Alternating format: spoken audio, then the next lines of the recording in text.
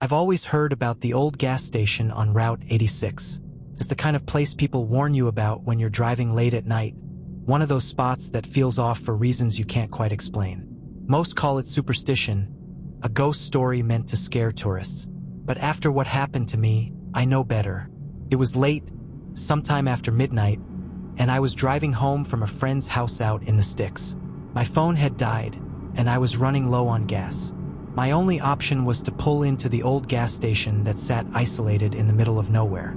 I'd seen it before on my way through the area but had never stopped. Something about it just seemed wrong. The station's flickering sign barely lit up the crumbling pavement as I pulled in. There were no other cars, and it didn't look like anyone had been there in years. But the pumps were still there and the station lights were on, barely. I told myself it was just an old, neglected place, and I needed gas. No big deal.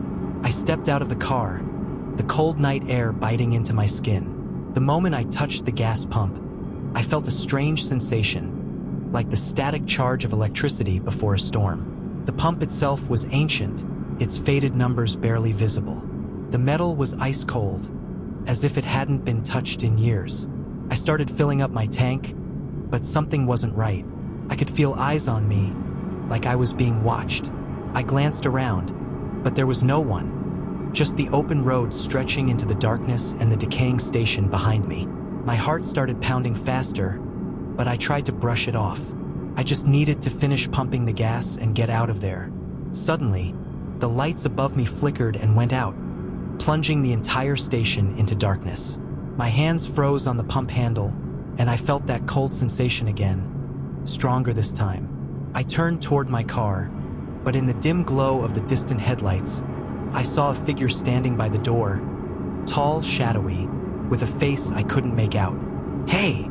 I called out, trying to keep my voice steady, but the figure didn't move. It just stood there, staring at me. The air around me felt thick, like I was moving through water. My chest tightened, and I could barely breathe. Every instinct screamed for me to leave, but I was frozen in place. Then the figure took a step forward, slow, deliberate, and I realized I couldn't hear its footsteps. The only sound was the low hum of the wind and the erratic thud of my heartbeat. I bolted toward my car, yanking the pump from my gas tank and jumping inside. My hands fumbled with the keys, but the engine wouldn't turn over. The figure was closer now, right by the rearview mirror. I could almost make out its face, distorted, twisted, like something that wasn't meant to exist in this world. Its eyes, oh God, those eyes, were hollow, black pits that seemed to swallow the light around them. I don't know how, but the car finally roared to life and I floored it. My tires screeched against the pavement as I tore out of the gas station, speeding down the dark highway. I didn't stop driving until I reached the safety of home, my hands still shaking as I pulled into the driveway. For weeks, I couldn't shake the feeling that I'd brought something back with me. Strange things started happening, objects moving by themselves, doors opening in the middle of the night. And sometimes, just when I was about to fall asleep, I'd see it. The shadowy figure standing in the corner of my room, watching, waiting. I haven't driven down Route 86 since that night.